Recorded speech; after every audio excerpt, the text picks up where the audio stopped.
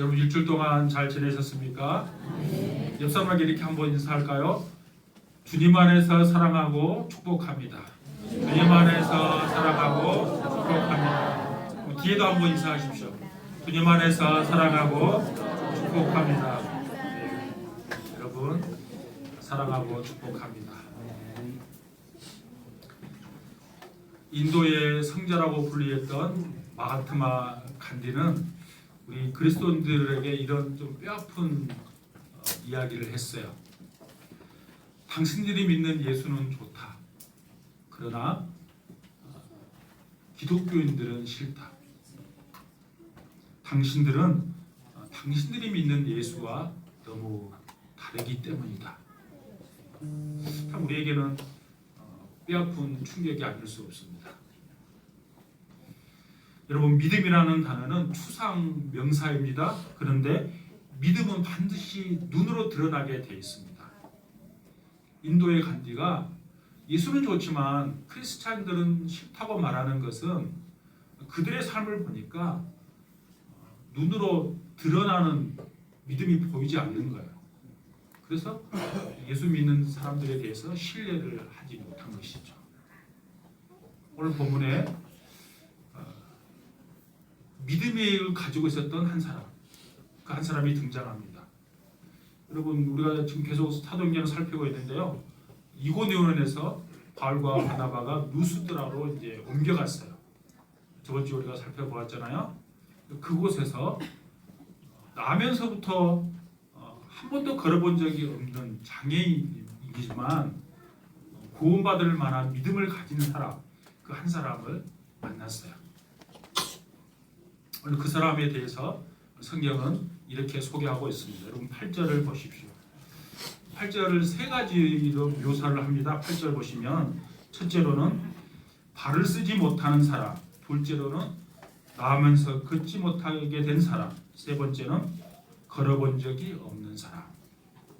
이게 같은 의미를 세 번씩이나 계속 반복해서 지금 말하고 있습니다.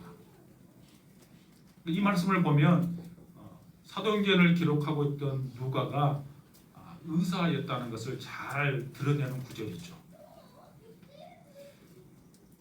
이 말씀은 이런 뜻이에요. 이 사람은 선천적으로 한 번도 걸어본 적이 없는 사람입니다. 그래서 다리를 전혀 못 쓰는 사람이기 때문에 의학적으로 치유가 불가능하다는 사실을 지금 강조하는 표현이에요. 이 사람 나이가 몇 살인가 성경은 기록이 없습니다. 그가 30이 됐든 40이 됐든 한 번도 걸어본 적이 없기 때문에 하반신이 마비된 상태로 있었기 때문에 그는 불행한 삶을 살았을 것이다. 나는 왜 이렇게 불행한 인생일까? 만약 이런 마음으로 그는 일평생을 살았을 거야.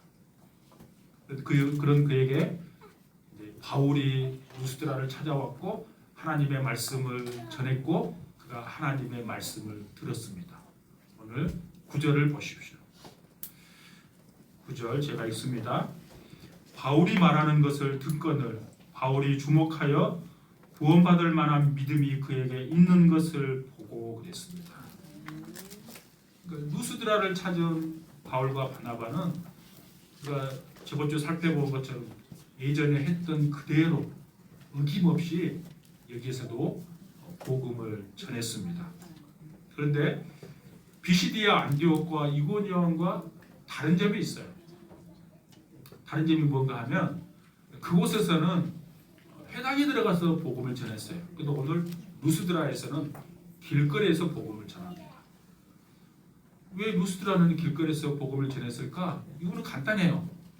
루스드라에 회당이 없기 때문이에요.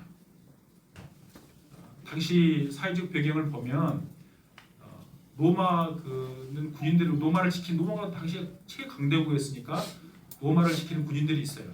군인들이 은퇴하면 요즘도 그러잖아요. 어디 은퇴하면 은퇴 마을 뭐 그런데 조성한 데 있잖아요. 그러니까 퇴역 군인들이 주로 모여서 사는 곳이 루스드라예요. 그러니까 이방인들이 모여 사는 곳이기 때문에 유대인의 회당이 그곳에 없었어요. 그러니까 바울은 거리에서 복음을 전할 수밖에 없었고 태어나서부터 한 번도 걸어본 적이 없던 그 사람이 바울이 전하는 복음을 들을 수 있었어요. 만약에 그곳에 회당이 있었다면 여러분, 이 사람은 바울이 전하는 복음을 들을 수 없었을 것입니다. 왜냐하면 바울은 회당에 있으면 항시 회당에 들어가서 복음을 전했어요. 근데 다리의 장애를 가진 사람은 회당에 들어갈 수 없어요. 당시 문화에. 그러니까 만약에 회당에 있었다면 이 사람은 복음을 들은 기회가 없었을 거예요. 그러니까 이 사람 입장에서 보면 그 지역에 있는 그 결핍, 부족함이 자신에게는 은혜가 된 거죠. 하나님의 말씀을 들을 수 있는 은혜가 된 거예요. 여러분, 우리가 하나님의 은혜를 생각할 때 우리는 보통 풍성함을 생각하기가 쉽습니다. 근데 하나님의 은혜는 언제나 풍성함 가운데 있는 거 아니에요. 나의 결핍, 나의 부족함, 나의 가난함, 여기에 하나님의 은혜가 있어요. 나의 결핍이 하나님의 은혜 가운데로 가는 통로가 되는 거예요. 그래서 여러분, 하나님의 은혜를 생각할 때 언제나 풍성함을 생각하지 마십시오. 내가 좀 부족함이 있고 내 결핍이 오히려 하나님을 만나는 통로가 되면 그것이 축복인 줄로 믿습니다. 바울은 날 때부터 걷지 못한 그 사람을 향해서 큰 소리로 이렇게 외칩니다. 내 발로 바로 일어서라, 이렇게 명령합니다. 선포한 것이죠.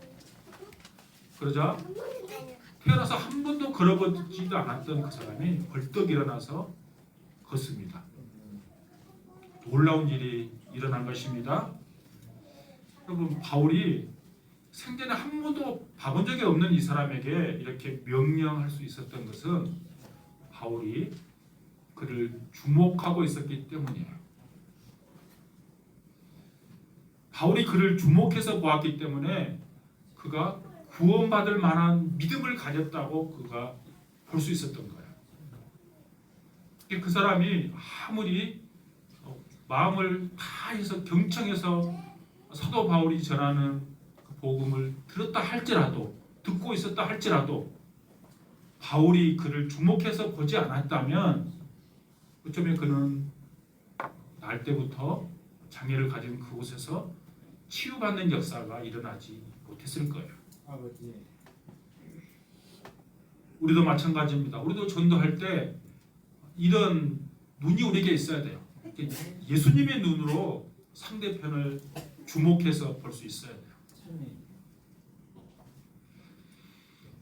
이와 비슷한 장면은 이미 우리가 사도행전 3장에서 보았어요. 장소는 다르죠. 사도행전 3장을 보면 예루살렘 성전 미문이니까 아름다운 문이에요. 그 미문에서 이미 이와 비슷한 장면을 보았어요. 거기서도 태어나서부터 걷지 못하는 사람이 그 자리에 구걸하고 있었어요. 예루살렘 성전에 사람들이 많이 왔다 갔다 하니까 거기에서 꿇어 앉아서 지나가는 사람들에게 구걸하고 있었어요. 근데 마치 그때 베드로와 요한이 기도하라고 성전에 가다가 그 사람을 주목해서 봤어요. 여러분, 제가 3장에 이 말씀을 강의할 때 여러분 했던 거 여러분 기억나십니까? 이렇게 기록되어 있어요. 3장 4절에 보면 베드로가 주목하여 그랬어요. 오늘 본문 14장 9절에서는 바울이 주목하여, 똑같은 단어를 썼어요. 헬라어 단어 똑같아요. 이 단어가 무슨 의미를 갖는가 제가 3장에서 설명했어요. 불쌍한 마음으로 상대편을 바라볼 때 쓰는 단어가 주목하는 단어예요. 그러니까 깊은 관심과 애정을 가지고 상대편을 바라봤다, 이 말이 주목해서 바라본 거예요.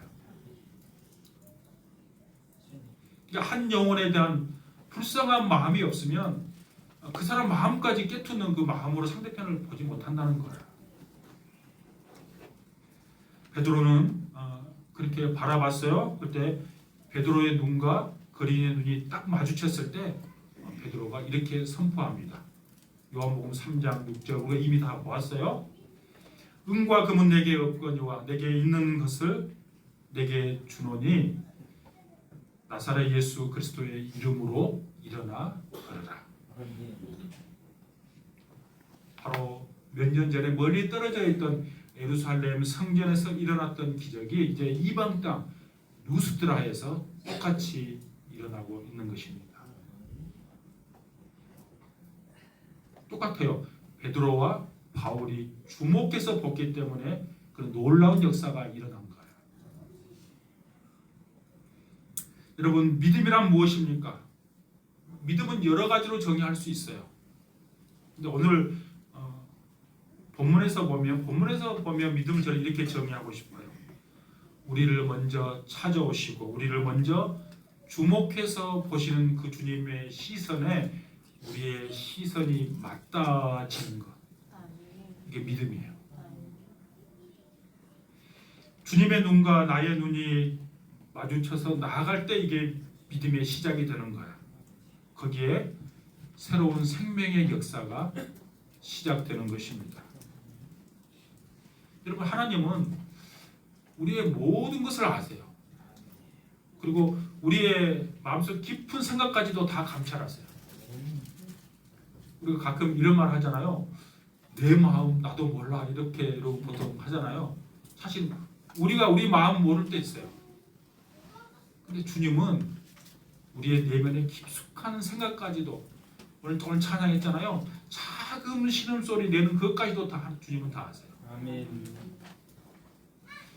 세계 인구가 다 확실하진 않지만 한 77억에서 한 80억 정도 된다고 합니다.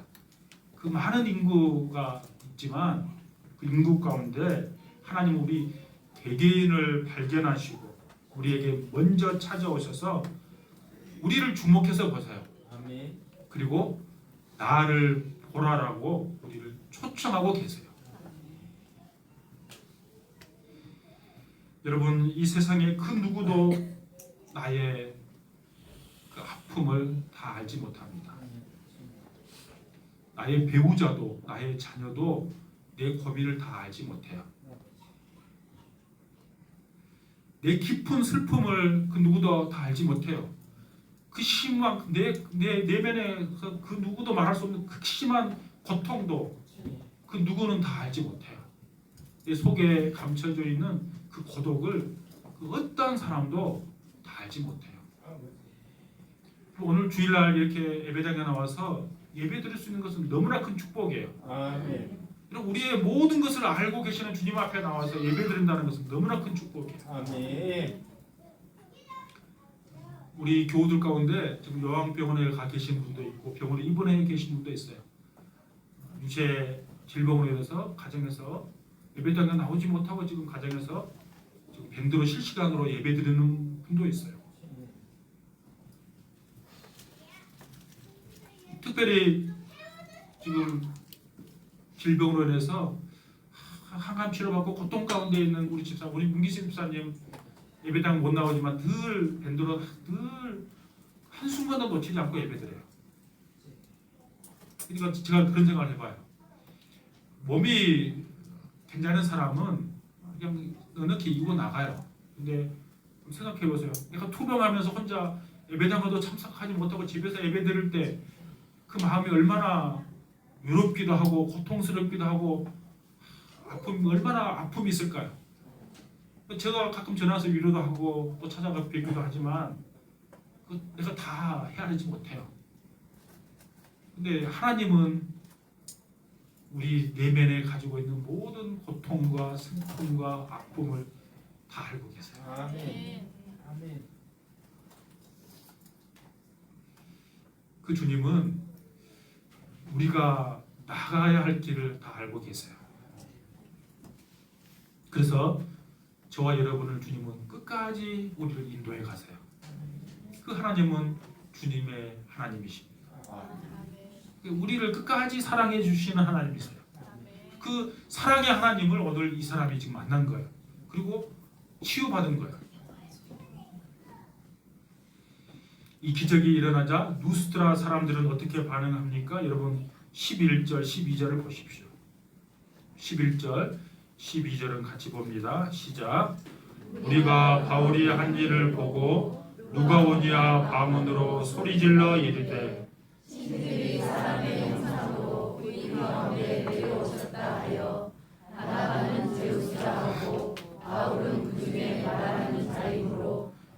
헤르메스라 하더라. 아멘. 다리를 한 번도 쓰지 못하고 걸어보지도 못한 이 사람이 모든 사람들 앞에서 벌떡 일어나니까 여러분 그걸 본 사람들이 얼마나 놀랐겠습니까? 이 사람을 사람들이 많이 이 사람 보았겠죠. 근데 갑자기 벌떡 일어나서 그러니까 그것은 충격적이었을 거예요. 그래서 그들이 평소에 사용하는 그들의 언어, 당시 로마 제국에 있었던 공통어는 공용어로 쓰는 언어는 라틴어입니다. 상용어는 헬라어예요. 그 말로 쓰지 않고 자신들 루가오니아의 그 지역 방언을 썼다 그랬어요. 이렇게 말했어요. 신들이 사람의 형성으로 나타났다고 지금 굉장히 난리법석을 뜨는 거죠. 사람이 당황하게 되면 여러분 내 지역 방언이 튀어나오게 돼 있어요. 저도 그래요. 저는 가능하면 전라도 사투리를 안 쓰려고 노력해요. 제가 신학교 신대원 3년 다니고 이제 상담하고 가정사역 5년 10년 거의 10년 가까이 서울을 제가 공부하러 다녔어요. 가면 제가 여수에서 온 촌사람 태를 안 내려고 막 감춰요. 사투리 안 쓰려고. 근데 언제 나온 줄 아세요? 처음에 사람들은 저를 몰라봤어요. 이 사람이 어디 경기도 어디 사람인가 제가 하니까 제가 당황하고 긴장하면 그런 뒤에 나오네요. 그 알아보는 거예요. 사람 전라도 사람이구나. 그런 뒤 그러니까 전라도예요? 이러는 거예요. 제가 여수에서 왔습니다. 이실 죽고 했어요. 긴장하면 그 지역 방언이 티 나오는 거예요. 그들은 바나바를 가리켜서 제우스라 그랬고 바울을 가리켜서 헤르메스라 그랬어요.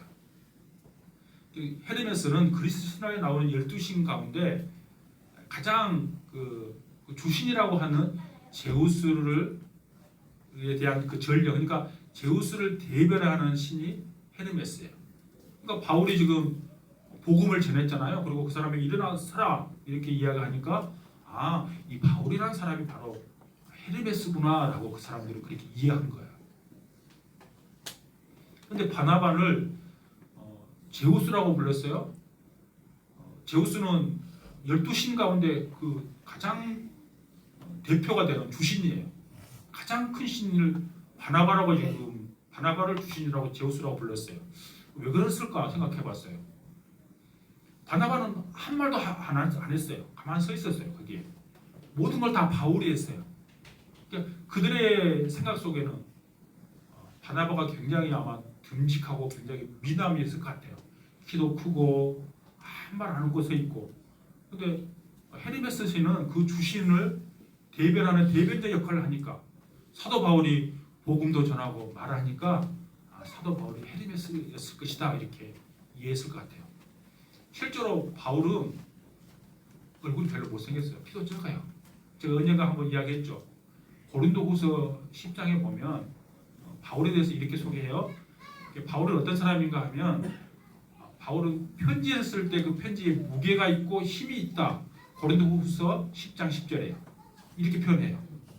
그리고 그의 몸은 약하고 그가 말하는 것은 시원치 않다 이렇게 표현했어요. 사도 바울은 키가 160도 안 됐어요. 그리고 머리털이 겸손했어요. 별로 없었어요. 메보리코였어요. 키도 적고 머리털도 없고 메보리코고 그러니까 바나바하고는 차이가 나죠. 근데 오늘 그 고린도후서 10장에 보면 말하는 것도 시원치 않았어요. 근데 여러분 생각해 보세요. 회당에 가서 복음을 전할 때 어떻게 했어요? 다음 주에도 와서 복음을 전해주세요. 사람들이 다 감동했잖아요. 은혜 받았잖아요. 근데 말 잘 못한 그가 전했는데 은혜 받은 거예요. 저는 바울을 볼 때마다 저는 은혜가 돼요. 제가 말을 잘하는 사람이 아니기 때문에 제가 부르심을 받고 제가 하나님한테 늘 떼쓰던 거였어요. 하나님 왜 많은 사람이 있는데 저를 말씀 사역자로 세우려고 합니까? 하나님이 말 잘하는 것으로 설교하는 거 아니다는 거예요. 그 은혜가 됐어요. 천상윤수로 말 잘하는 것보다 하나님께서 함께 하시면 거기에 능력이 있어요. 사도 바울도 말을 잘 못했어요. 13절에 보시면 바울과 바나바를 신으로 생각했던 그 제우스의 신당에 있던 제사장은 이제 소를 그다음에 화환을 만들어서 그에게 제사를 지내러 갑니다. 그걸 알게 된 바울과 바나바가 어떻게 행동을 합니까? 여러분 만약에 나에게 그렇게 됐다면 여러분 어떻게 행동하실까? 신으로 생각한다면 얼마나 영광스럽게 높이는 거잖아요. 근데 바울은 그것을 하나님을 선포하는 기회로 삼습니다. 우리가 이미 살펴봤잖아요. 베드로도 그랬어요. 베드로를 신처럼 따르려고 하니까 베드로도 그 내용을 하나님을 선포하는 것으로 삼았어요. 똑같아요. 바울도. 보세요. 14절 15절을 보십시오. 14절 15절 같이 읽습니다. 시작. 두 사도 바나바와 바울이 듣고 옷을 찢고 무리 가운데 뛰어들어가서 소리질러 이르되 여러분이여 어찌하여 이러한 일을 하느냐. 우리도 여러분과 같은 성령을 가진 사람이라. 여러분에게 복음을 전하는 것은 이런 헛된 일을 버리고 천지와 바다와 그 가운데 만물을 지으시고 살아계신 하나님께로 돌아오게 함이라. 아멘. 그러니까 바울과 바나바를 그 사람들이 제우스와 헤르메스 신으로 여겼어요. 그러니까 그것을 그러지 말라고 지금 알리는 거예요. 어떤 행동을 보인가 하면 오늘 본문에 보니까 자신의 옷을 찢었어요. 유대인들이 옷을 찢을 때는 딱 두 가지일 때 옷을 찢어요. 극심한 슬픔을 당할 때, 하나님 앞에서 큰 죄가 드러났을 때, 이때 옷을 찢어요. 그러니까 슬픔과 분노가 났을 때 찢는 거예요. 그러니까 오늘 왜 옷을 찢었는가 하면 하나님 앞에 자신의 죄가 드러난 거예요. 이게 누스드라 사람들이 자신들을 신으로 경배하겠다는 것은 하나님을 향한 신성 모독이었기 때문에 바울과 바나바가 옷을 찢은 거예요. 그리고 옷을 찢고 뭐라고 말합니까? 어찌하여 이런 일을 하느냐? 우리도 여러분과 같은 성경을 지닌 사람이다 그랬어요. 여러분과 같은 성경을 지닌 사람이다 그 말은 당신들과 같은 똑같은 일을 겪은 사람이다. 우리도 죄인이다 그 말이에요. 이미 사도행전 10장에서 베드로가 비슷한 일을 겪었죠. 베드로가 고넬료 집에 방문했어요. 그러니까 고넬료가 일어나서 베드로 앞에 엎드려 절했어요. 베드로가 그를 이렇게 세웠어요. 나도 사람이다. 이렇게 세웠죠. 베드로와 바울의 위대함이 여기에 있어요. 여러분 루스드라 사람들 입장에서 보면 지금 걷지 못한 사람을 일으켜 세운 그 능력이 누구에게 있다고 생각했을까요? 바울에게 있는 거죠. 바울에게 있을 거라고 생각했어요. 그러니까 그가 이 사람이 헤르메스구나, 신이구나, 우리가 생각하는 그 신이구나 이렇게 생각했어요. 근데 그것을 거부하고 그 일을 복음을 증거하는 것으로 그 일을 삼아요. 자기가 영광을 치우는 것이 아니라 하나님께 영광을 돌리는 것이죠. 베드로도 그랬고 본문에 나온 사도 바울도 동일해요. 우리도 마찬가지입니다. 우리도 하나님의 일을 하다 보면 놀라운 하나님의 은혜를 경험할 때 있습니다. 그럴 때 우리가 어떻게 해야 하는가 하면 그 일을 복음을 전하는 계기로 삼아야 합니다. 그 영광을 내가 가르쳐서는 안 돼요.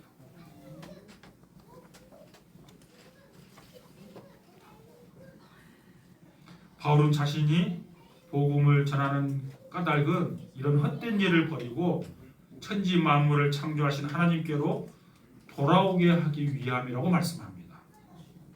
여기서 버리라고 말한 이런 헛된 일이 무엇일까? 그때 그 당시 사람들은 그 신들은 어떤 형태로 사람의 형태로 나타난다고 생각했어요. 그러니까 바울과 바나바를 제우스 신, 헤르메스 신 이렇게 이해한 것이죠. 그래서 바울이 루스드라 사람들에게 이런 헛된 일을 버리라고 할 때에는 이 헛된 일이란 눈에 보이는 것을 숭배하는 것을 말하는 거예요. 여러분 눈에 보이는 것을 숭배하는 것이 왜 여러분 헛된 일입니까? 그것은 한계가 있기 때문에 그러는 거예요. 하나님께서 우리에게 왜 그토록 우상을 만들지 말라고 했을까요? 하나님은 영이세요. 형태가 없어요. 형태가 없는 영이신 하나님을 우리가 어떤 형태를 만드는 순간 하나님의 그 광대하시고 위대하시고 그 창조주의 하나님의 그 능력이 축소가 되어버려요. 사라져버려요. 그래서 우상을 만들지 말라는 거예요. 하나님은 형체가 없는 영이시기 때문에 시간과 공간을 지배를 받지 않으세요. 그러니까 하나님은 시간과 공간을 초월해서 일하세요. 아멘. 시간과 공간을 초월해서 일하시기 때문에 우리 각 사람에게 동시에 우리에게 다 같이 오세요. 아멘. 시간과 공간을 초월하신 우주 만물을 주관하신 그 하나님, 그 하나님을 우리가 경험할 수 있도록 뭐라고 말하는가 하면 헛된 일을 다 버리라는 거예요. 영으로 존재하신 그 하나님을 받아들이라는 것이죠. 여러분, 하나님은 우리가 어디에 있든지 하나님 우리와 함께 하십니다. 아멘. 우리가 태평양을 건너서 미국에 살든지 아니면 아프리카에 있든지 유럽에 있든지 상관없어요. 아멘. 비행기를 타고 하늘 위에 있든지 지하철을 타고 땅속에 있든지 상관없어요. 아멘. 어느 곳에 우리가 있든지 하나님 우리와 함께 하세요. 아멘. 그리고 저와 여러분을 인도하시고 돌보십니다. 아멘. 말씀을 정리하면서 맺으려고 합니다. 여러분, 바울이 누스드라에 갔어요. 근데 거기에 회당이 없었습니다. 회당이 없는 것은 나면서부터 걷지 못한 사람에게 은혜였습니다.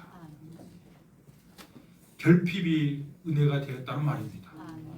그러니까 저와 여러분이 혹시 나에게 결핍이 있다면, 고난이 있다면, 가난함이 있다면 그것은 하나님을 만나는 통로가 될 수 있음을 믿을 수 있기를 바랍니다. 바울이 구원받을 만한 장애인을 만났는데 그 구원받을 만한 그 믿음은 바울이 전한 말씀을 들었기 때문이에요. 그러므로 우리가 이 사건을 보면서 이거 생각해야 할 것, 기회가 되는 대로 복음을 전해야 합니다. 전도해야 합니다. 또 우리의 신앙이 날로 성장할 수 있도록 말씀을 읽을 뿐만 아니라 말씀을 듣는 데 열중해야 합니다. 여러분, 우리가 1시간에 예배 드리잖아요. 1시간에 예배 드릴 때 대부분은 다 하나님께 올려드리는 거예요. 찬양을 올려드리고 기도를 올려드리고 예물을 올려드리는 거예요. 근데 우리가 하나님으로부터 받는 게 있어요. 하나님의 말씀을 받는 거예요. 하나님의 말씀을 받을 때 그래서 우리가 온 신경과 감각을 다 동원해서 집중해서 하나님의 말씀을 들으셔야 합니다. 그 말씀이 우리에게 복이냐 저주냐를 결정하기 때문에 그래요. 우리 그 박연한 수집사님 굉장히 배려심이 깊어요. 배려심이 깊고 또 다른 사람 막 생각하니까 제 뒤에서 예배드렸어요. 제가 안수집사님한테 여기 앞에서 예배드리라고 했어요. 왜 그런가 하면 왜 뒤에서 예배드리는가 하면 성도들 점점 이제 부흥하니까 들은데 불편한 거예요. 다른 사람이 막 옮겨가고 이리로 옮겨가니까 다른 사람이 배려 차원에서 집사님 제일 뒤로 간 거예요. 근데 제가 볼 때는 앞에 예배드린 거 양보하면 안 될 것 같은 제가 마음에 들었어요. 왜냐 앞으로 우리 교회를 세워갈 리더가 될 사람들은 어떠한 경우라도 양보하면 안 돼요. 그러니까 앞에 앉아있든 뒤에 앉아있든 하나님의 말씀을 듣는데 여러분 소람이 없어야 될 줄로 믿습니다. 둘째는 헛된 것을 버려야 합니다. 누스드라 사람들은 제우스와 헤르메스 신을 진심으로 아마 그들은 섬겼을 거예요. 근데 사도 바울은 그 헛된 것을 버리라는 거예요. 헛된 것을 버리고 하나님 앞에 돌아오라고 그들에게 권했습니다. 우리는 이미 하나님 앞에 돌아온 사람들입니다. 하나님 앞에 돌아왔지만 혹시 우리에게 헛된 것이 있는지를 살펴보십시오. 그럼 헛된 것이 무엇일까? 하나님을 앞에 나아가고 하나님을 섬기는데 방해가 되는 것, 그리고 해가 되는 것, 그 헛된 거예요. 우리 교회학교 친구들, 목사님 보세요. 우리 교회학교 친구들 좋은 대학 가기 위해서 공부 열심히 하는 것 좋아요. 또 그렇게 하셔야 돼요. 근데 그 공부하는 것 때문에 하나님 앞에 나와서 예배 드리는 것이 방해된다면 헛된 거예요. 주일날은 어떠한 경우라도 예배 드리는데 방해되지 않도록 하셔야 돼요. 네. 우리 성인들도 마찬가지예요. 내가 회사에서 너무 잘 나가요. 진급해가지고 너무 바빠. 사업이 너무 잘 돼. 그래서 하나님 앞에 나와서 기도하고 교회를 섬기고 예배 드리는데 방해가 된다면 그 헛된 거예요. 참된 것이란 잃어버린 영혼을 찾아서 나가는 일이에요. 하나님을 더 사랑하는 일이에요. 하나님 앞에 더욱더 가까이 나아가는 거예요. 저와 여러분이 참된 것을 찾는 성도들이 다 될 수 있기를 주님의 이름으로